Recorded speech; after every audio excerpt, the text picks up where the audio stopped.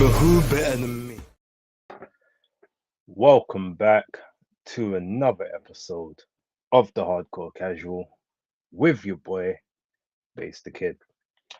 As always, please like and subscribe, share with a friend, a colleague, a relative, an associate, an enemy, any and all in between. It's appreciated. Now, as you guys can see, it's another live stream, 200 episodes, so had to be done. I did a live stream on the 100th, had to do it again on the 200th. Hope the sound quality is good. Hope the picture's good. Let me know in the chat if it's not. I'm not sure how many people are logged in at the moment, but it looks like people are steadily falling in, which is what I like to see. I'm going to try and see if I can do a little something about the backlight, but hopefully you guys can see me pretty clear and whatnot. What I'm going to do for this one, I'll talk through kind of every topic that I've kind of got on my mind. I'll interact with the chat. Anything that you guys want to ask, if you want to ask any off-brand questions, we can get into that. We can just chop it up for the next hour or so. So thank you very much for tuning in. If you are tuned in, if you haven't, then please obviously hit the like button when you watch the repeat. Share with a colleague or whatever else, as I said before. We can get it cracking. Let me just check to make sure that my sound is all good. I want to say big ups first to man like Josh, number one in the building. Thank you very much for tuning in. And Yasmin Malik, big up to you. Okay, so I guess the first topic I want to sort of delve into is this Claressa Shields and Coach Santos and Artur's, what's his name, Artem, that whole situation regarding the knockdown in sparring that happened back in 2018, and whether or not there was any potential foul play with regards to the gloves or whatnot. Now, I don't know. I guess you guys are gonna have to kind of let me know. But since this is, an episode, let's get a little bit of the old school music in there, just for the sake of it, just for the feels. So see how this one sounds. Hopefully, it's not too loud for you guys. But yeah, let's talk about it a little bit. So first of all, we've seen the sparring or the part of the clip that they've put out anyway. There's a lot more to it. So you've got Claressa Shields ultimately saying that basically in sparring, she was whooping on the guy from the Monday or from earlier on in the week, just beating him up, couldn't do nothing. She was there just doing her thing, like making him look foolish, making him look idiotic, and him and the coach ain't like it. So ultimately they came back and devised a plan on the next day when they're coming back. They're going basically, yeah, they're gonna get her back. And so the way they did that was to cut padding out of the gloves. She didn't say if they were the same gloves or different gloves to the ones that she had been using prior, but she said that, yeah, they cut the padding out of the gloves, and from that point forward, what happened, and she got caught with the shot, and she ain't get knocked down, she ain't get knocked out, so she got knocked down. She said she got back up, and then, at the end of the round, they was like, all right, good work. She touched the glove and felt like, oh, there's nothing in here, like, what's going on with this? So she goes to the car to go get a knife to cut up the coach and the sparring partner, and then when she gets back into the gym, like, ultimately at that point, they've disappeared, they've legged it out. So that's her side of the story. Now, I'm not gonna lie to you, immediately when I heard that, the first thing I thought is, this story just don't sound right, don't sound believable. When I'm looking at it, I'm thinking to myself, like, all right, so how exactly do you go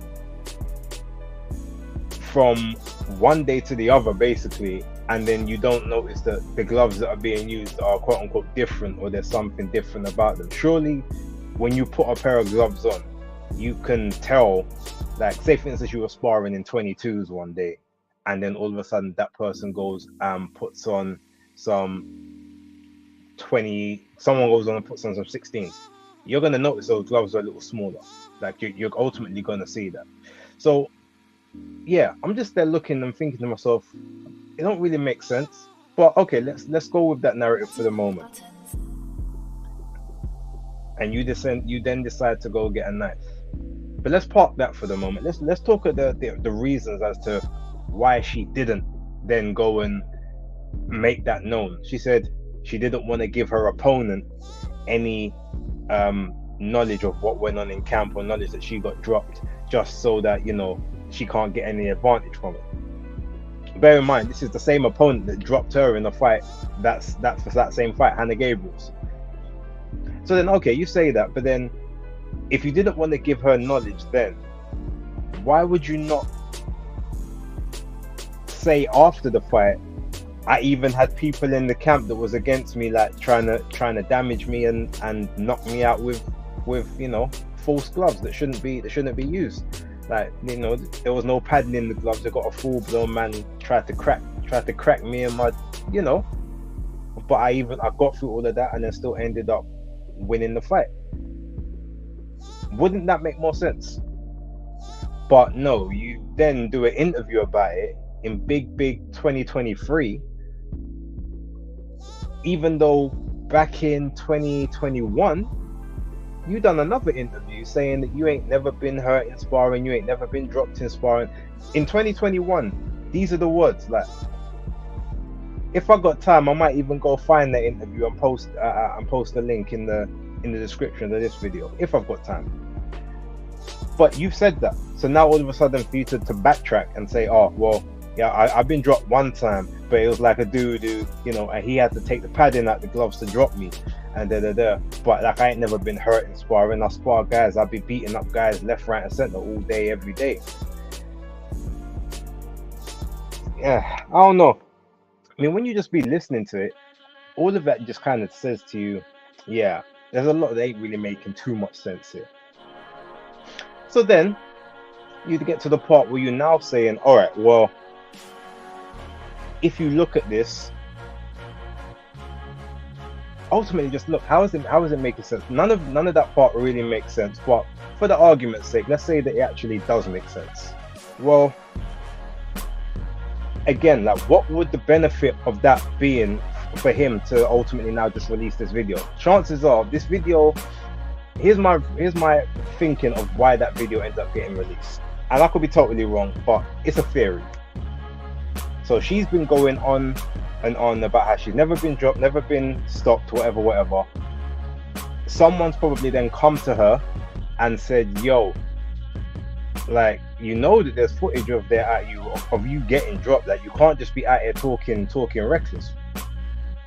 So at that point, she's probably spoke to someone behind the scenes and was like cussing somebody out, because, you know, sometimes she'd be a little bit wild with the mouth. And then he's like, all right, cool, you know what, we're gonna show that you not what you saying you are. And then her defense mechanism for that is ultimately to then get in front of the story before the video comes out and give her spin on it. So by the time the video comes out, there's no, you know, there's no grace to be had. Now, first things first, I don't agree with the video being put out in the first place. For whatever reason, why he done it or whoever in the team done it, I don't agree with that. That's the first thing I'm gonna say. I don't agree with it. But what I will say is,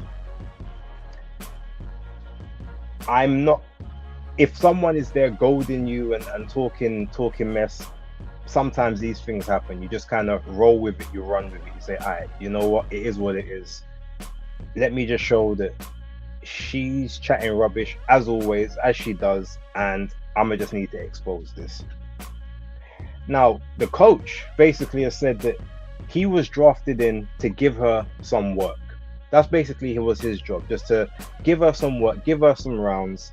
And the common theory is, you know, when a guy is working with a woman in the gym, the first thing they do is, you know, you have to know the right guys who are basically going to work the girls, going to push them, but is not going to be going in there to either injure them or play to the ego. Now, the coach says that she was basically in the ring, you know, talking shit, like, you know, goading him, disrespecting him, probably calling him out his name, because, you know, like, she definitely got a tendency to do that. All of this stuff, he's like, yo, what's wrong with this? Like, why is she doing? I'm just here trying to help her. and she's talking to me like that. Like, what's going on? And the coach is like, well, all right, she's hitting you. Like, well, go hit her back. I mean, that's what we're here for. You know, maybe for right now, just don't hold back. And ultimately, it looks like he chose to not hold back in that moment. And if we're gonna be honest, like, even though it was a tight shot, but if you look at it, like realistically, it wasn't as hard as it could have been. He still probably held a little bit back. I'm not gonna lie, because that didn't look like he put his full rotation into it. It looked like he almost like he stopped short of really following through, because that maybe could have caused more injury. But yeah, ultimately, look, I think that she was embarrassed about what happened. I think that she was just, yeah, upset about the fact of being dropped, and just because of that, had to make a story to make herself feel better, and to just, play out in her head that, all right, yeah, like, yeah, he dropped me, but he only dropped me because he cheated. He cheated. And it's that narrative now, that again, that delusional they cheated me narrative that, some fighters like to sort of go with. That's kind of my opinion on it. I heard her side of the story, I never believed it from the start. I'm gonna be totally real. Seeing what the coach has said, I'm not saying I even 100% believe him, but his story seems a lot more plausible that it's something that happened in the moment. Because again, I know some women boxing trainers that specifically know what type of men they can and can't put in the ring with their girls. Because obviously, sometimes maybe one of the girls clips a man, and he's got to be able to have his ego in check and make sure that he's not that type of guy that's gonna ultimately, go out and cause unnecessary damage. So that's kind of what I think. He went in there to work. She got a bit leery, was probably fouling, as the coach said, was doing all sorts of underhanded stuff. So he retaliated in the moment, and that's the result. But yeah, that's kind of my sort of my take on it. Uh, Let me see what you guys are saying in the chat. I know some other people have joined up. Uh, oh, there's quite a few people have popped in. Um, all right, you man are done for. Big ups to you. Thank you very much for tuning in. Who else is in here? Uh,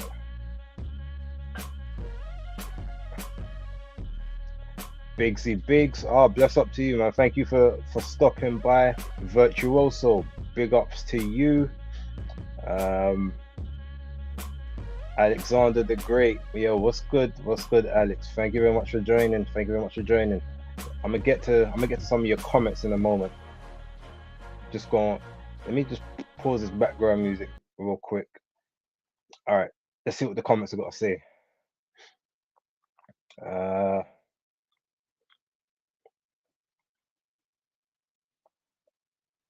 all right. Oh, Philip Answer. Big ups to you. Yes, just see you. Didn't know you was live. I was just watching the Bam and Sunny press conference. Yeah, I'm gonna need to check that.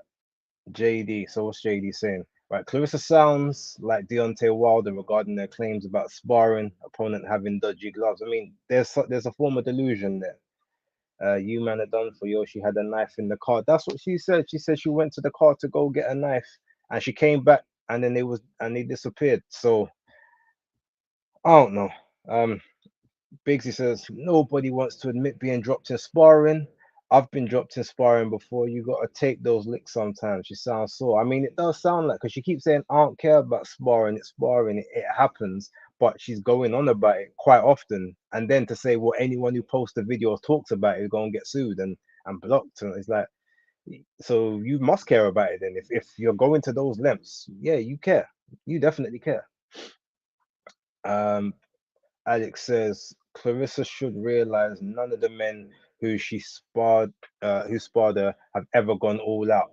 Yeah, you can't accept the fact that she isn't as good as she says she is when it comes to beating boxing champions. Agreed. I don't think any guy is really going in there 100% sparring with Clarissa, let alone any woman. Like, no matter how good the woman is, because you just know naturally, physiologically, like nature, you are a superior physical being.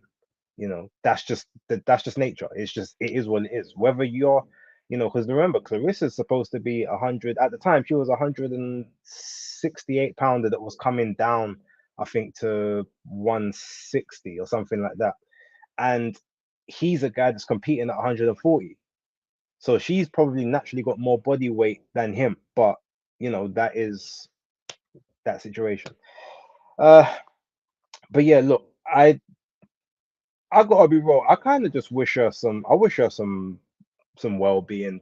Clearly, there's stuff that ain't right there. She's not happy with whatever. Um, yeah, I just want. She just needs some healing. Like, all jokes aside, all negativity aside, like, she needs just some healing piece from past traumas, and I pray she gets that. That's what I'm gonna say about that. But I'm gonna move on to next real quick topic I want to talk about before going into some of the more other positive ones.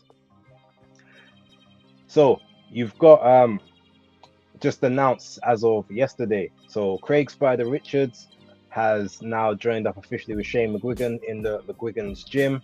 Um, they normally train out of somewhere in Essex. I can't remember exactly where, but now I heard the news about this a little while ago. Obviously, it was announced yesterday, but being that I'm in the know with some people that's in the know, they told me that there were some changes were about to be made, and they were going to be positive for that situation. So I'm actually keen to see how the link up works. I feel like because Shane McGuigan's a very mechanical trainer, like he does well at adjusting to different fighters' body mechanics and their movements. I feel like he'll be able to get the best out of what Craig has as a boxer.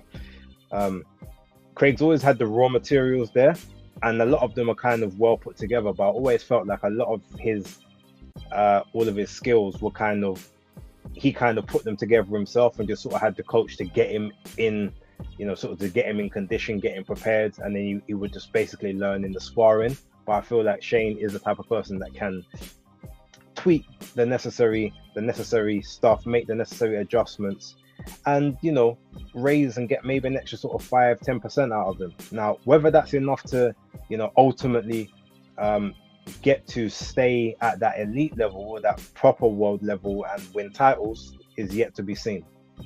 I mean, I've got an opinion on it, but ultimately it's all about, I guess it's going to be about timing, it's going to be about preparation, and it's going to be just about opportunities. So can he get the necessary opportunities to get into those positions? I guess he might have to correct and run back the work with Joshua Boatsi. There might be an issue to say, well, you've got to clean that up before you can realistically get yourself to another world title. Who knows? We'll wait and see on that one. But yeah, overall, just want to sort of big up that new relationship and kind of see what basically happens from there. So okay, Joshua, my favorite background song. Okay, I think I know the one you're talking about. Yeah, I like this one as well. I like this one as well. Okay, so I'll tell you, before I get into anything else, anyone in the comments, jump in the comments. Let me know if there's anything that's happened over the last few days that you guys want to talk about. Because I've probably got about another 2 topics that are on my mind. Maybe actually I've got 3 topics, but those can wait. I want to make it a bit interactive. So if there's anyone in the chat, like if you've got anything that you want to particularly talk about, ask any questions, go for it while the music's playing. And then I'll stop the music to address that, and then we'll come back to it.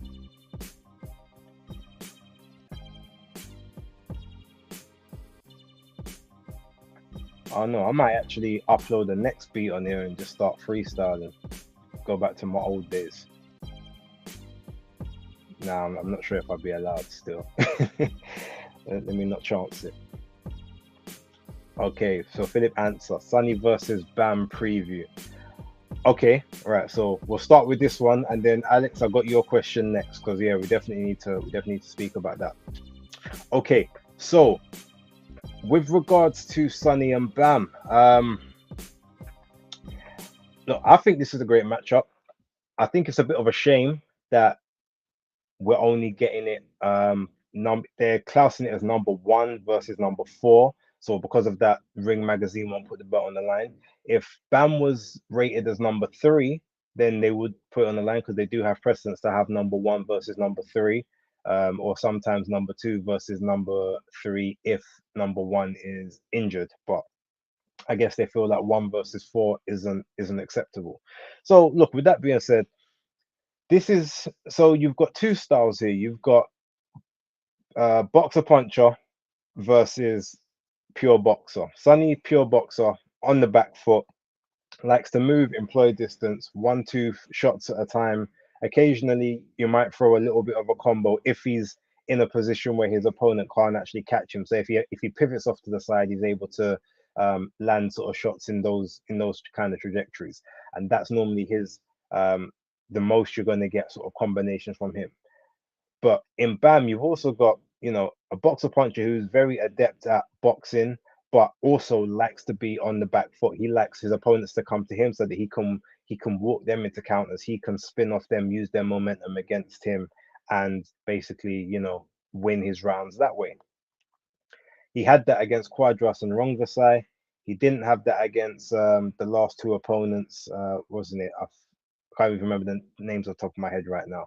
But because of that, when he had to go chasing people, the it wasn't the same. Like there was the levels kind of dropped a bit because he's not used to being the aggressor. Like when you have to start chasing and cutting off the ring, that goes into more pressure fighter territory. That's really not his bag.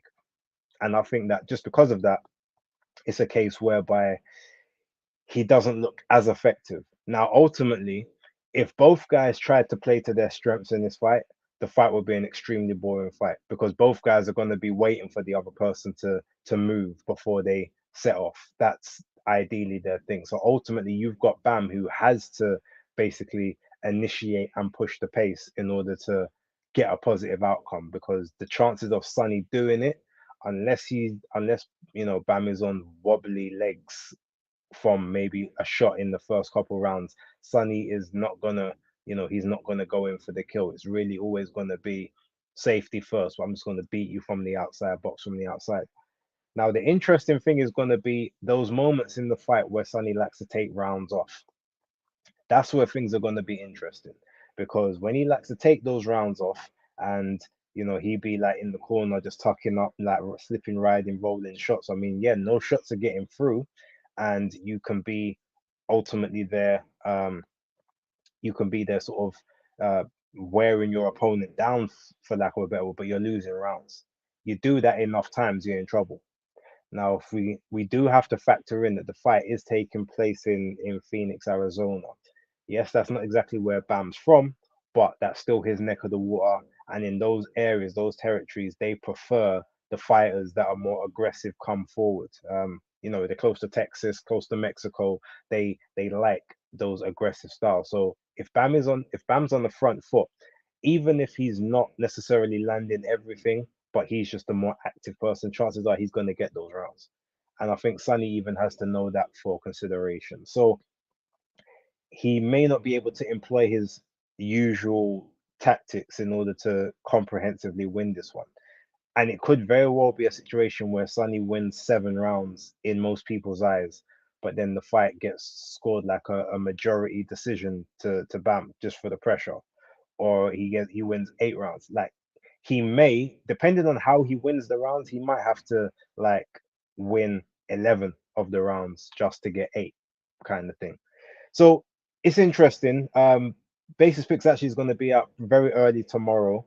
I might even record it tonight in between doing this show and the show on the round table, which I'll be doing at 12 o'clock UK time. That's 7 p.m. Eastern Standard Time on Ringside Reporters YouTube channel. So definitely check into that if you can. Uh, right. So Alex says, what do you think about Haney weighing in Fight Night 165? I mean, Haney's a big guy. For a 5'8" guy, he's built just quite stocky. You can see he's got wide shoulders, wide back. He's got pretty solid looking legs. So he's just a big stocky dude that's athletic. And what I will say is, yeah, it's a bit mad to go up 25 pounds, but it's not unheard of. I've seen some fighters. I've seen fighters go up like nearly 40 pounds overnight. What was it in Zerdo Ramirez? His last fight at light heavyweight before he blew the weight. He came in at 175 and then he weighed in the following day. I think he was like 204 pounds or something, 200 and between 204 206. So he rehydrated like 29, 31 pounds. So some guys do it. Um, you might want to say it's a bit of weight bullying. Yeah, you could say that, but ultimately, if you make the weight, I guess you can kind of do what you want afterwards. But we also have to remember sometimes when you balloon up and put on all that extra weight, that actually is a detriment because your body at that moment isn't accustomed to the extra 25 pounds that's on your frame or the 30 or whatever. So it can, yeah, sometimes be a detriment. For Devin, it seems to be a plus, mainly maybe because his weigh-ins are so early in the day. So when the weight comes back on, he's able to sit with it a bit more. Um, I guess now that he's not a 135 anymore, maybe they start writing into the contract. Look, weigh-ins have to take place at 2 p.m. or 3 p.m. in the afternoon at the times where people normally see them, or 12 o'clock or whatever.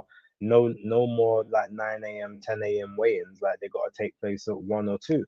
And then maybe you got to do a catch weight the following day or a check weight, sorry, the following morning, and you can't be more than 15 pounds heavier at that particular moment. Um, I don't know. But to be honest, I'm always a proponent of as long as they haven't cheated, used any enhancing supplements or anything like that, and they make the weight and they make the weight within the rules and regulations. After that, do what you want. Again, within reason, without going through the lengths of cheating and whatnot. But that's kind of how I see it. So yeah, I ain't really got too much of an issue with it. Big up to Jonah 31. You man, Progray was, I think he was 156 pounds. I think I saw he was around about 156, I believe. That's what I was told. So he put on, actually, or was it 150? It was between 154 and 156. So yeah, I think he put on about 14 to 16 pounds. Reese Cooper, big ups to you. Right, what's your opinion on Snack? Tank was saying the same thing about Devin. So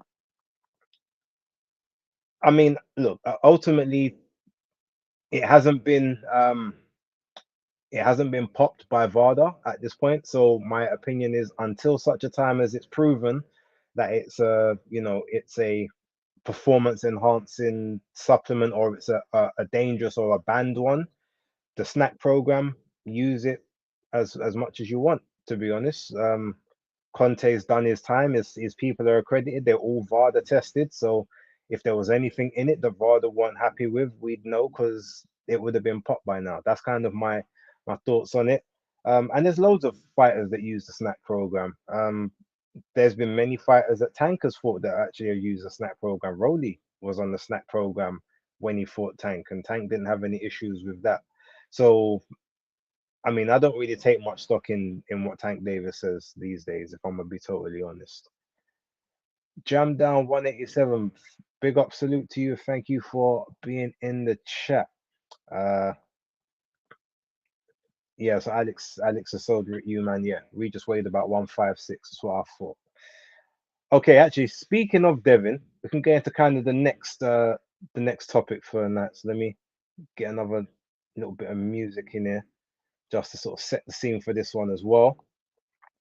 Right, so you've got so Devin's come out and he's basically said that he should be fighter of the year and his dad should be trainer of the year. He said, look, that no one's really done what we've done at this point in time or this year. He feels like his dad doesn't get the credit. He never gets the credit, and he feels like he deserves to be the, sort of fighter of the year for 2023. So look, my opinion on that is this. As people know, I'm quite high on Devin Haney and his skills. I like watching him fight. I don't find him boring, as some people have labeled incorrectly in the past. I don't find him as a jab and grab merchant or a runner or anything like that. I've never thought of him in those ways. But there is, for some reason, there's something about Devin that people don't like. Now, some people said it might be his dad. His dad might say and do things that cause you not to like him. I guess it could be seen in a similar way to when people used to not really like Anthony Yard because he was as a by proxy of Tunde Ajayi. They didn't like how Tunde went on, so by proxy they didn't really like and take to Yard as well. So maybe you could say it could be a bit of that. Maybe it's because ultimately he's not, delivering knockouts, especially like in the last 8 fights. So it's like, okay, yeah, he's good, but I don't want to sit around for 36 minutes. I don't want to know that I'm going to be watching a full 12-round fight. I want to, I want to be entertained, and I want the jeopardy of the knockout at least. And I think also some other people they just didn't rate him that highly. So they're like, okay, yeah, he's cool, but he's vulnerable, and all these other guys will beat him. And when he was undisputed at 135, that's what a lot of people said. They was like, yeah, he's undisputed, but I don't even think he's the best person in the division. Like, who is he for? Or all these other guys will beat him. Shakur will beat him. Tank will beat him. Lomar will beat him.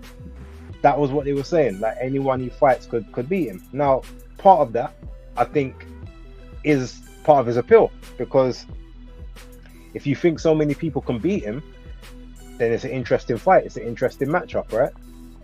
The disconnect then comes when that doesn't happen and he beats them on points. No chance of the knockout, okay, there's no jeopardy on his side to close the show early, and the other person can't get to him enough to close the show themselves. And when he's obviously either hurt or uncomfortable, he knows how to, stop the other person's momentum by, in playing a very good and solid clinch game. So all of these things are probably reasons why they weren't really that keen on him. This year, I think the tide is going to be turning, especially after the last fight. Now, you're still going to get people say, yeah, but Regis was tailor-made for him. He was slow. He was never going to catch him. Devin, he was handpicked by Devin. And yeah, you might say he was. Devin said, look, we was talking about you before your fight with Zorrillo. Like, we was looking to come up and face you. So there's no fighter in the world, especially an A-side fighter, that picks an opponent that they think is going to beat them. Like, let's be real. So normally, if you get them and they make the fight because they know in their heart they can win that fight, or they believe like 99 out of 100 times they win that fight. That's just what it is. So Devin knew he had certain advantages over Regis, but ultimately Regis had advantages over him, being at a weight that he was comfortable with, and knowing that he can, and knowing that he's got power that Devin thus far hasn't felt. Those are his advantages. I'm probably thinking that he's taken shots from, bigger punches than Devin, and so that's not going to bother him. But Devin, he's got the foot speed, he's got the hand speed, he's got the slight height advantage, and he's definitely got a reach advantage. So to him, he said, well, those are my advantages in the fight. And ultimately, he made those advantages count. So when he's saying that he should be fighter of the year, there's an argument, I think, that he could get performance of the year. But I will say fighter of the year, no. Reason for that, even though I scored the fight to him against Lomar. I had it 116-113 to Devin. But there's a lot of controversy in that one. So it's not like it's a great win on the resume on paper, but because there's so much controversy about it, it almost diminishes the win, and it almost takes it off of the record. It almost now becomes like a no contest on your CV. So then you've got the Prograis fight, masterclass, 12 rounds excellence. Made Regis have to hold a record that no fighter wants to hold. The least amount of punches landed in a 12-round fight, especially a 12-round championship fight. But he's held that now. But again, there was just that one thing that was missing. Now, yeah, the jeopardy was there, as I said. Maybe not the naturally bigger guy, but the guy who's been campaigning at the higher weight for longer, Definitely you've got the power advantage, all of that. Devin put him down, hurt him, rocked him, wobbled him several times. Yeah, so that's a good case. But then, if you go by that logic, you've also got to say, well, Naoya Inoue done a very similar thing to Stephen Fulton, who is quite clearly the naturally bigger guy at 122. Bearing in mind, Naoya Inoue started his career at 108 pounds. So, realistically, you look at that, he's gone up a whole stone in weight to go and fight this next guy. And not only has he done that, he won every round but 2. I mean, some people might say he won every round, but I think that Stephen Fulton was given, I think most people gave him the 7th, and I think one of the judges also gave him the 6th round. So you could say he lost 2 rounds on one card, lost 1 on all the others, but controlled the rest of the fight, took it to the bigger guy, and then ultimately ended the fight in the way you want David to beat Goliath, and that's in a devastating knockout. And that's pretty much what we got. So then you've got that one. Then you've also got Terence Crawford, who's had a history-defining fight in the making for 5 years with Errol Spence Jr. and his total dismantling of Errol. Now, even though I gave Errol the first round of that fight, I've looked at it several times afterwards, and I'm like, I've given it to Errol on that activity, but there is actually a case you could actually give that round to Terence Crawford as well, because his shots that he landed in that round were more effective. There just probably wasn't as many, or maybe Errol landed a couple extras than Terence did. But there's an argument that you could make that. And then he again dismantled and disposed of the quote unquote boogeyman of the division, as he once called himself. And that's another guy that's come up from smaller weight classes to do that and become undisputed. So, you've got those, but then there's other people as well. Now, I'm not going to say everyone. The reason I'm not going to say everyone, because there will be a Fighter of the Year video, and there's going to be some names there. Some people are going to be like, oh, okay, that makes sense. So I don't want to say any others, but obviously those are the bait ones that are going to be in contention. So when you look at it, you say to yourself, all right, there's an argument there for you, but it's not the strongest of arguments, because there's people that also done what you've done this year, but done it better, or at least in a more conclusive fashion. Yeah, you was a 12-round masterclass, barely got touched in the whole thing, but there's others that ended the fight the way people want to see the fight ended in boxing. So you might not be able to get that one. In terms of Bill Haney being Trainer of the Year, I mean, look, maybe it's a shout, but apart from Devin, a lot of his other fighters are like prospects who are fighting guys who, are just there to give them rounds at this point. So it's hard to then possibly say that when, you've got people like Shane McGuigan, who's had 2 world champions crowned this year, against the odds in one fight, and in the other one in a, maybe not a 50-50, but it was always due to be competitive, 70-30. You've got that, plus obviously other people who are in his gym that have been doing well and succeeding. Caroline Dubois also won a title for him, the IBO. So you've got that. Then you've got guys like Bobby Benton, like the work that he's done this year with Oshaki Foster, not to be sniffed at. Obviously he's also Regis's trainer, so maybe you say, or is his, or maybe I think it's his old trainer. So maybe that one doesn't count, but you've got guys like Bobby Benton, and then there's a couple others. You've got Steffi Bull's done some good work this year. Trying to think who else. Bozy Ennis has done work. You've got Bomac, obviously, who orchestrated the masterclass for Terence Crawford. So it's hard. That's gonna be like a very tricky one to sort of navigate. That's gonna be an awards that I don't think I'm gonna do this year. I did it last year, but I feel like I might do a disservice to some of the other guys if I speak about that one. Also, big shout out to Sean George, Jean Gelay's trainer. He's done a wonderful job this year also. So there's a lot that's kind of going on. So I guess we'll wait and see on that one. segueing into then what Bill Haney has been saying, though, where Bill has basically said that he, called out Subriel Matias. He spoke to, who is it, Peter Khan, in order to get a fight dealt with him. Now, obviously, I don't really know all the politics over there, who manages who and whatnot. I know Peter Khan manages George Kambosos, I think. And shout out to Ring IQ, because he's the one that basically told me, Peter Khan's got nothing to do with him. Like, why would you call him if you want to try and fight Subriel? It just sounds like you capping, you lying. And I said initially, well, maybe he just didn't know who the right person to get in contact with. I don't know. Playing devil's advocate, he's like, well, no.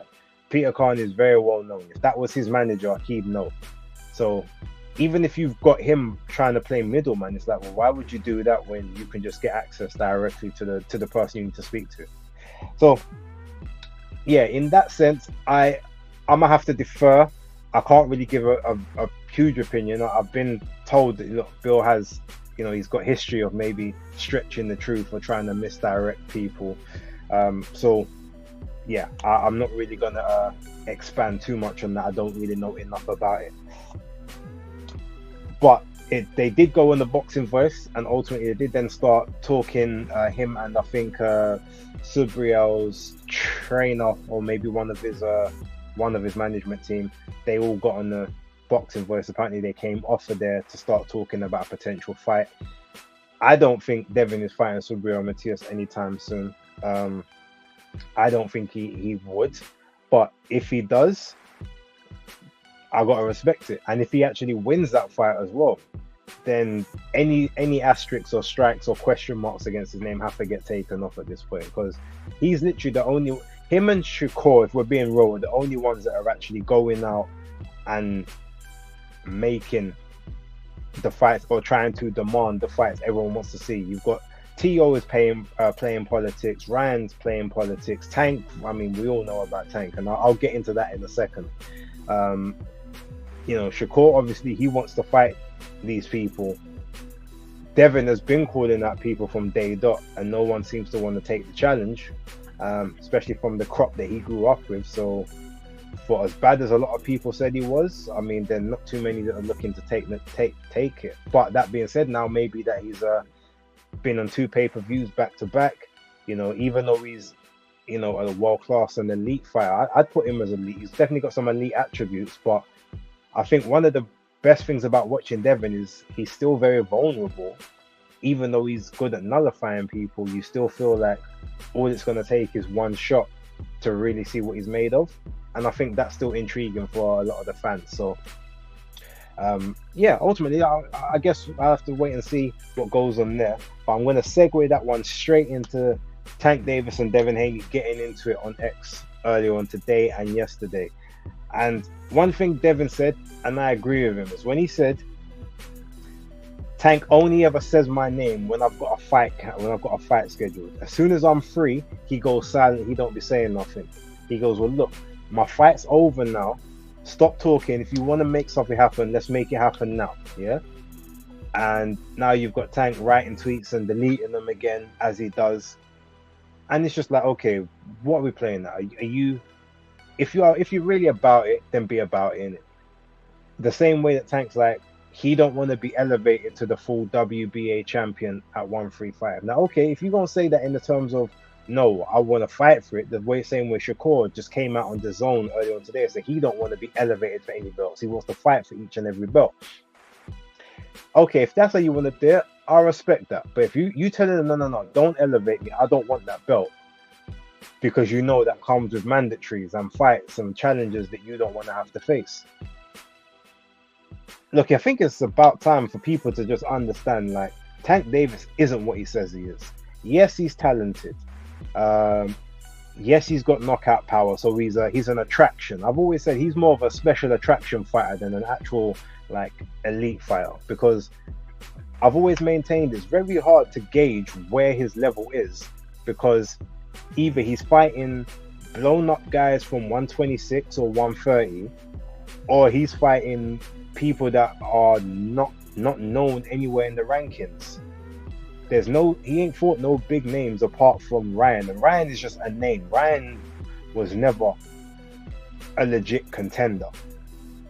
And even me, like as dumb as I was to pick Ryan in that fight, it was nothing to do with Ryan's skills and abilities. It was the fact that he pushed and campaigned for that fight so hard. I'm like, he must know something I don't know, because no one takes the rehydration clause, the catch weight, the B side status, the B side money, like everything. Just take everything just to make the fight happen, unless you're supposed to win that. So I even said, look, everything in my brain tells me that Tank is supposed to win this fight, but I've got a feeling Ryan knows something I don't, so I'm choosing to pick him, and then I ended up, being made to look a bit dumb on that one. But that being said, yeah, outside of that, we're still living off of a Pedraza fight from 7 years, 6, 7 years ago, which realistically at this moment in time isn't necessarily aging that well, because Pedraza is still fighting, but normally getting beat in any fight that he has. So after that, what other wins you got? You got Hector Luis Garcia, who you brought up from 130, who basically won. What did he do? He won a vacant title and lost it in his first defense. So Leo Santa Cruz, who was out of the ring for about 15 months, I think, before you fought him, and he was a 126 guy that you moved that, he brought up to 130 at the time. So he's not it. I've I legit think that most of those guys beat him. Stylistically, they're all wrong for him. Only the pressure fighters, I reckon, he will win against. The guys that are just going to try and walk him down. But all the others, like Shakur, I mean, the only thing I would say is if he fights Devin, they definitely do have to do a 2 p.m. weigh-in and maybe a weight check the day after. Like, you can't have Devin coming in the ring at 165 with Tank probably coming in to the ring the following day at maybe like 148, 150. I mean, you could do it, but then the win won't mean anything to the people watching, or there'll always be an excuse. Oh, well, he was a whole stone heavier than me the day after. Bearing in mind, when you get up to like super middle and light heavyweight and cruiserweight and heavyweight, you could legit be in there against someone who's 2 stone heavy or 3 stone heavier than you on fight night. But I digress. That's kind of my opinion on that one. Sort of a little amalgamation of the Devin Haney, Bill Haney stuff. I've seen the clips, but I haven't listened to the clips of Bill Haney and Coach Calvin. But I'm assuming obviously they're going back and forth about some stuff as well. Overall, I feel as if, yeah, it would be. I literally think I think Devin beats Tank quite comfortably. I think Shakur beats him quite comfortably. The only person out of those who actually think Tank would do well against stylistically, obviously he's dealt with Ryan, but I think he would have a much easier time with Teofimo Lopez than he would with the other two from a stylistic point of view. But bear in mind, all of those guys are the weight class above him now, apart from Shakur, so none of those is going to happen. And Tank is definitely not trying to take any challenges. So let's take a look at the chat, see what everyone's saying, and I'll go to the final topic I've got, and then we'll just chop it up for like maybe 5-10 minutes before we end it. So Josh Prograis didn't try his best against Haney. If he never fights again, I won't be upset. I've always liked Prograis, but not anymore, to be honest. No, I disagree, Josh. You can't say he didn't try his best. He did. He got nullified early and he got hurt early, which stopped him from basically trying to close the distance and walk Devin down.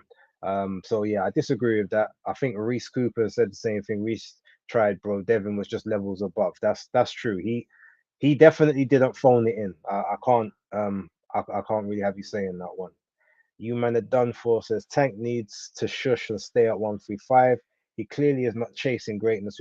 We've already forgot about him. I mean, I only speak about him when he gets brought up with people that are active, that but he just does the same goofy shit all the time, and it's boring to watch now. It's like everyone else should realistically be doing the same thing and just not saying his name, but they keep getting suckered into the trap. Philip Ansel, what is it that the fighter has? What is it that the fighter has to be fighter of the year?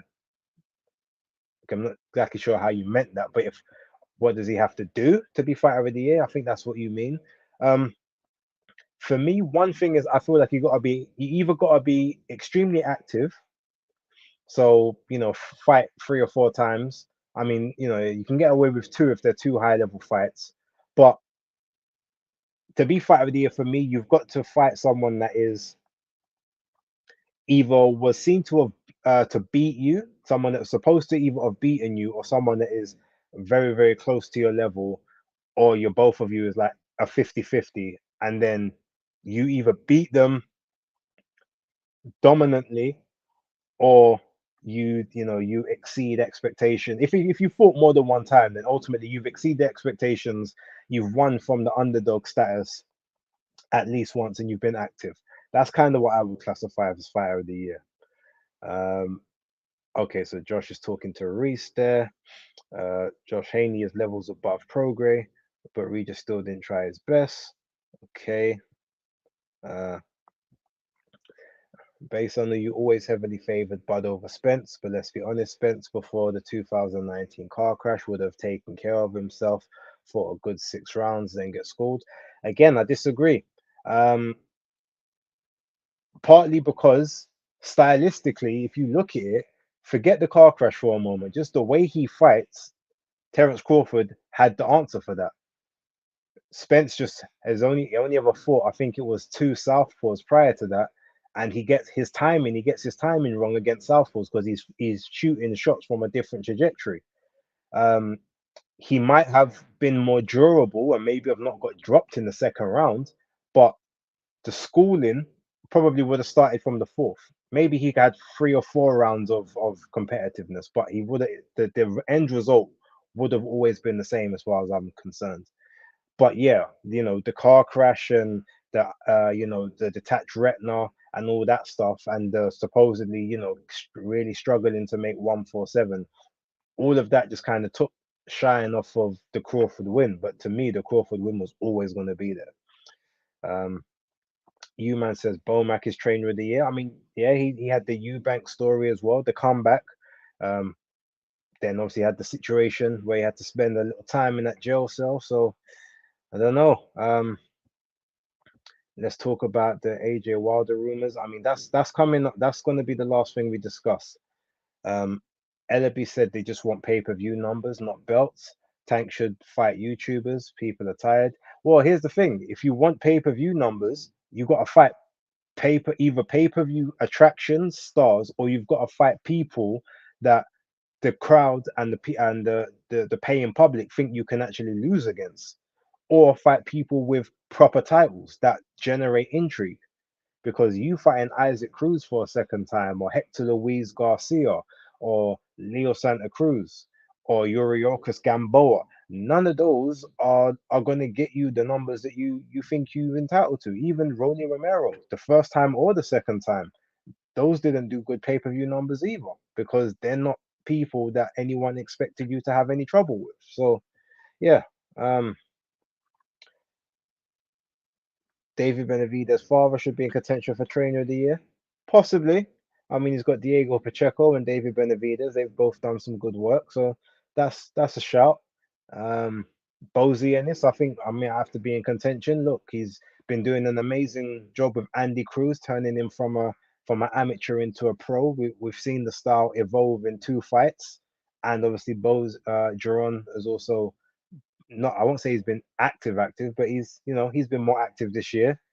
Now is a world champion. Admittedly, it was as a result of an email, but he did fight credible opposition to get to that interim status in the first place. So Skyliner, big up to you. So disappointed by Progre. They had no game plan. It was like hit and hope. Maybe they had a game plan, but the game plan just didn't work. Who knows? Base, did you see the Eubank interview with Simon Jordan? Haven't watched it yet. I have seen it on my radar. I'll probably will check it out, but it's not on my to-do list right now. But I will get around to it. Uh, Josh, Tank versus Jake Paul. Let's get it. Conor Ben's been calling out Tank. Yeah, that's not something I'll really discuss now, because that I think I can understand Tank not taking that one. There's no reason for him to go up to 147 for any reason, way, shape, or form. Um, have you seen AJ and Laura Woods interview? Yes, I have seen it. I liked it, and I liked the fact that AJ was talking. I'm not going to say he was talking spicy because he could have said more, but at least now he's not trying to play diplomat.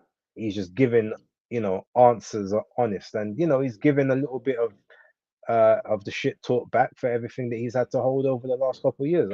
I'm not complaining about that in the slightest. So before we wrap up, let's go to sort of the last, last one. I guess we'll say. So talking about Day of Reckoning, so that's coming up next week Saturday, and we got the proper promo trailer for it. Frank Warren, Deontay Wilder, Eddie Hearn, Anthony Joshua, Otto Wallin, Dimitri Bivol, and Filip Hrgović, all in there. The zombie apocalypse. Now, I don't know necessarily why they've called it Day of Reckoning if it's about zombies, because I'm sure the zombie apocalypse would come after the Day of Reckoning, or you would have the zombies at one half, and then you've got like the the survivors on the other side. It's about like battle of the which side is gonna inhabit the earth. But that being said, I'm not here to play into their mindset. All I can say is that trailer's amazing. I really enjoyed the Haney Regis Prograis trailer. The Joe Cordina one, the Monte Carlo one was pretty cool. The Francis Ngannou and Tyson Fury one was pretty good, but this one I feel like was the most creative, and it definitely was. It probably took the most amount of time as well, because you got to do all the special effects, all the makeup and everything. So yeah, that's coming up, and we're looking forward to that.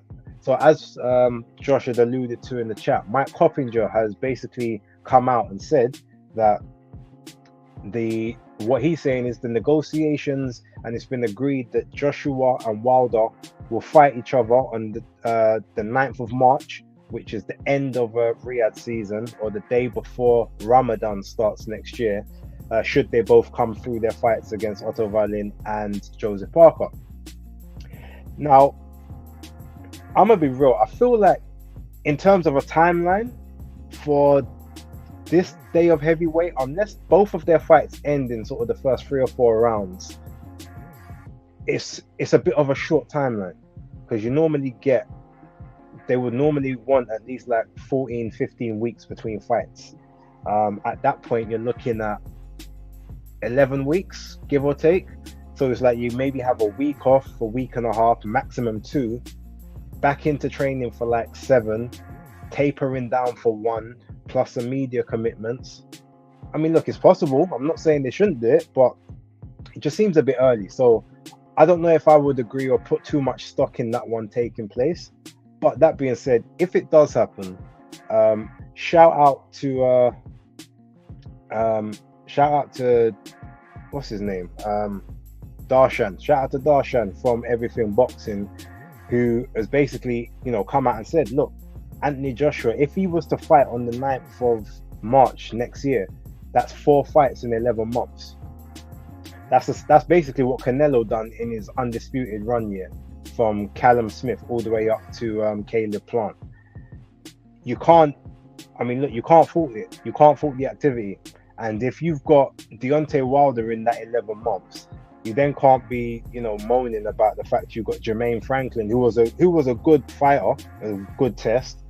Robert Helenius, okay, was last minute opponent, but you can't, even before him it was Dillian White, who at that time is no scrub or no slouch. You say to yourself, yeah, that's a good opponent right there. Then you go Otto Wallin, who is number 2 in the IBF rankings. He's about to fight in either a final eliminator or fight for a vacant IBF title if he's to win this fight. That's a legit contest. And then finishing that off with Deontay Wilder, you can't really talk about it. I've always said, and I put out a tweet earlier, I'm sure a lot of people must have seen it. If you are fighting regularly 4 or 5 times a year, even 3 to 4, if you've got 1 or 2 gimmies in there, no one can say anything. Because if you've got one big fight and one good fight in there in between it as well, at the end of the day, you're still being active.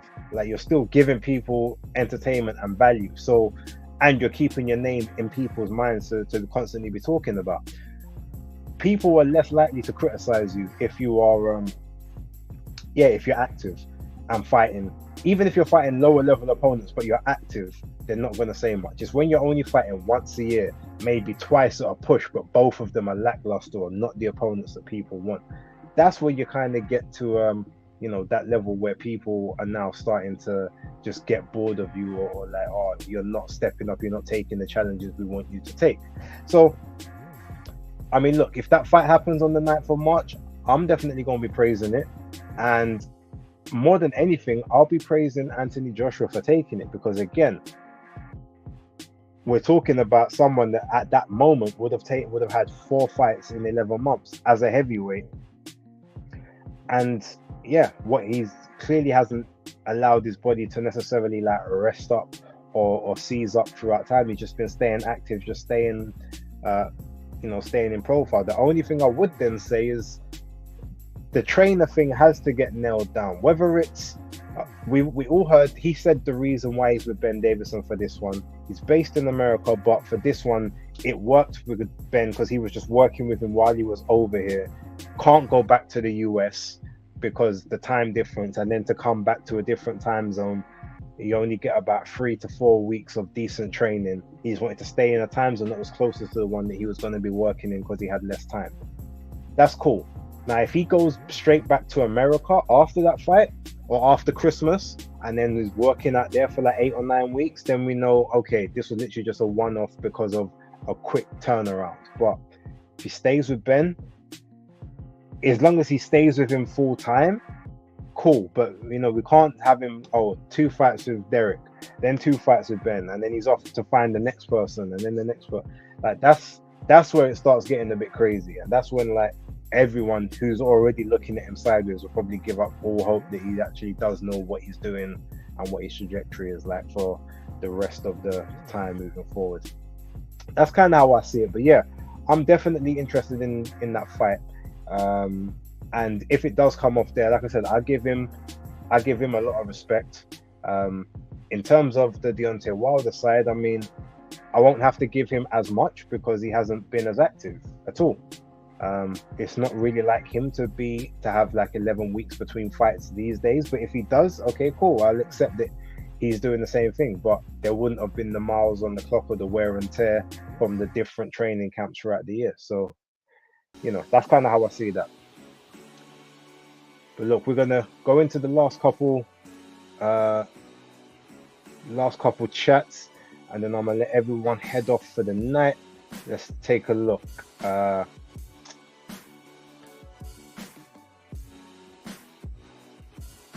Right, Alex Wilson, Dan Rafael refuted that AJ Wilder signed today. Yeah, I mean, Eddie Hearn did an interview with IFL TV, and he also said it's not done. There's nothing agreed, but if both of them do come out of the ring healthy, with no injuries or not needing a lot of downtime, that is a date that is possible for it. But yeah, he's agreed it's not signed up at this point in time. Who's more credible, Dan Rafael, Mike Coppinger? Okay, that's for you two to argue in the comments.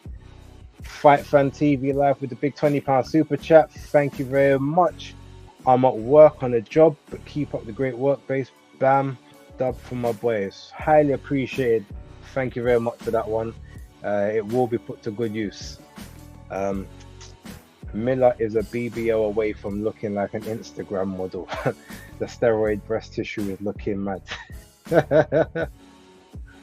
Oh, Carme, big ups to you. Thank you very much for the for the $9.99. I appreciate you. I'm gonna stop teasing you about your good friend Errol Spence because you've supported me on the channel. But no, we always have good fun. I watch all your videos. I watch all your shorts.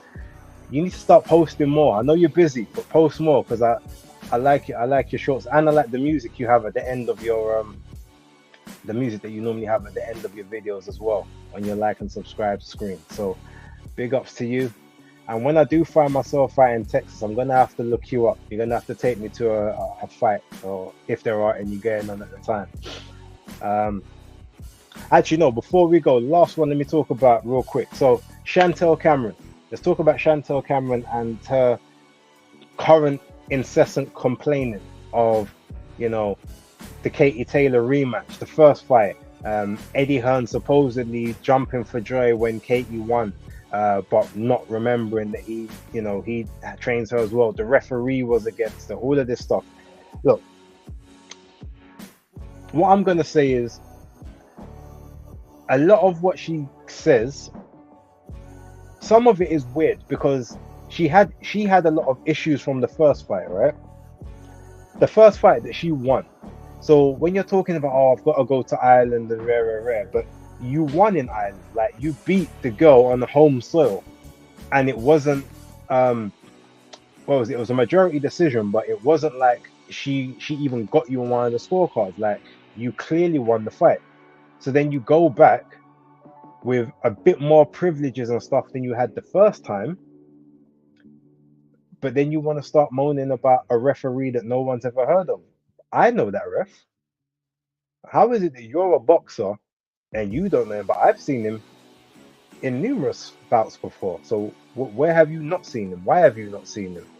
But more so than that, you and your team approved it because you didn't say you want another one. You should have went for another boss if that was the case. Why did you not? Why did you not choose another referee and say no? We want someone more recognizable. We want a British ref, or we want an American ref or something like that, or an Italian ref. Like, yeah, I mean, I don't really get that. Then saying like Eddie was jumping for joy. Now look, Eddie refuted that. He said there was nothing about him. He kept neutral throughout the entire thing. But here's my thing: even if he did jump for joy, so what? How do you really think that you're gonna be on the same level of affection with him as Katie Taylor is? She's the very first female fighter he's ever signed. Why do you think you would be on that same level when you only joined the camp about 3 years ago? Three and a half years ago. She's been there since what, 2017? 2016, 20, no, earlier, about 2015. I think she's been with him. You went there in 2019, 2018, 2019. So the level between the two of you,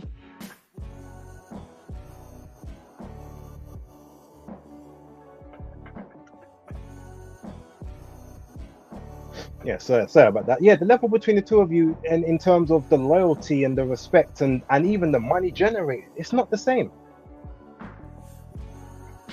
The fact that he got you the opposition that he got you to get you world titles, to increase your market value, to then put you in the two biggest fights of your life that you had been screaming for years, and got you cracks at undisputed at two different weight classes. No, sorry, one weight class, and it didn't happen at 147. That was supposed to be the next one. But all of this stuff, like, he's done a good job for you. I mean, at the end of the day, you've got to just think at certain times, if you know that you're the B side, realistically, be the B side.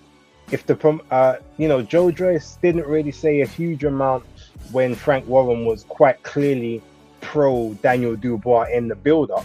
The only thing he said was maybe afterwards, well, how come I'm still not even getting opportunities, even though I beat him, or I'm not getting the same level of opportunities that he's getting? That's maybe more fair. But in terms of in the build-up, Sam Jones was with Joe Joyce and Frank Warren was with Daniel Dubois. In the Bivol and Canelo fight, Eddie was with Canelo and Frank Smith was with Dimitri Bivol, because Canelo was the one making the money. Yeah, Bivol had the longer lasting relationship, but Canelo was the money guy. But Bivol didn't really argue and moan. He understood what it was. So there's just a lot of sour grapes there, ultimately. I just feel like she kind of needs to get over it. She got life-changing money on two separate occasions.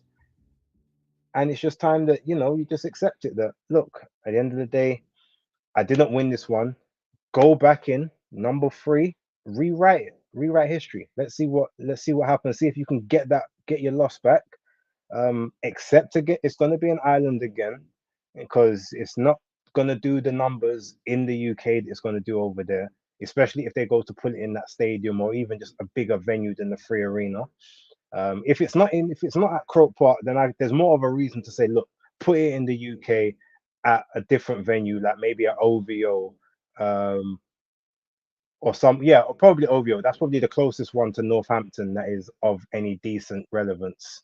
But yeah, put it in the OVO arena, 13,000 that you can get in there, as opposed to I think the 7 or 8,000 that the free arena holds. And then you probably will make more money because the trilogy will garner interest. I can understand that. If it's a Croke Park, you've got no claims at this point in time to to get in that back. You might have had more A side privileges in the second fight, third fight. I'm sorry, like you know now you are back to B side status. You just got to take that fight wherever they present it. Just make sure the money's right and say you'll be there. That's kind of my take on it. Um, let's check couple more. We've got about 3 minutes before I must close off the stream. All right, Josh says thoughts on Wilder being super nice to AJ in person, but then AJ says AJ is mentally weak and that it's AJ's fault the fight has not happened between the two of them next. My thoughts on that, there's videos. Go check the channel. That's why I make the content. Go to episode 197 or 198. I talk about all that stuff in there. Regardless of what he says now, he says the same shit over and over again. I've always said he's not. I don't find his character's questionable to me. He's like one of those, those when you used to have the boss who used to talk real nice to you, like to your face, but then would be slagging you off to upper management, getting you in all kinds of problems, with disciplinaries or whatnot. They say they're gonna back you, then all of a sudden they don't. He's one of them type of guys. He reminds me of who remembers what was his name? Was it Ralph from Recess? Like used to be nice pally with all the guys in the playground at recess, and all of a sudden you go to the head teacher and start telling who's doing what, like business. That's Deontay Wilder. I don't think he's got character. Like he's really calm. He's really cool to speak about people behind the screen on the other side of the Atlantic. But then as soon as he sees them in person, it's all love, nothing but love. I said the same thing about Tyson Fury. He said all sorts of stuff about Tyson. He wants it back in blood, left, right, and center. So you go to see him in Saudi Arabia and go over and hug him and smile. Blessings, blessings. See Joshua in person. Oh, got nothing but love for you. I wish you nothing but the best. I hope you fight. But like, you're a good guy. Blah, blah, blah. But then, he's mentally weak. My thoughts on that we know what my thoughts are. I ain't gonna really go into that. Philip, isn't Katie Chantel's hero? Yes, she did say that. You man are done for Wilder grew up in a church, so I never bought the road version of him. Very true. But even outside of that, you can grow up in the church and still stand on your word in front of somebody, because you've got the glory of God on your side. So no weapon formed against you shall prosper, right? Speak your truth. But let's see, Josh. Not to upset anyone, but I don't watch women's boxing at all. I did care for Shields versus Marshall fight a little bit. Why is that going to upset anyone? It's your choice, man. Stadium NK is close to Northampton, 30,000 seats. Yeah, but they're not selling out 30,000 seats in the UK. I don't think because it's going to be the majority of Irish people that are going to be selling that one out for Katie. I don't think, with all due respect to Chantal, I don't think she's got 30,000 fans. And I don't know if you're going to get all of Katie's lot traveling to the stadium for that one personally. But yeah, it is closer to Northampton. John the Wilder is two-faced. Yep, definitely, as Karma says. Jam down 187. Nah, he sounds like Smokey and Friday. When he be in front of me, I'd be cool. But when he leave, I'd be talking again. I remember that. All right, but ladies and gentlemen, I'm gonna close down the stream. Thank you very much for tuning in. Thank you for rocking with me. It's appreciated. Karma, as always, please, thank you very much for the super chat. Danny, Fight Fan TV, blessings to you as well. I'm going to start doing more. I think I might even do one for the Day of Reckoning card. Haven't decided yet, but we'll see. But until the next time, it's the Hardcore Casual out. Maybe I'ma make it, maybe I'm not. In time we'll see. But who better than me? I don't care if you agree. I ain't saying that I'm better than anyone. But who better than me?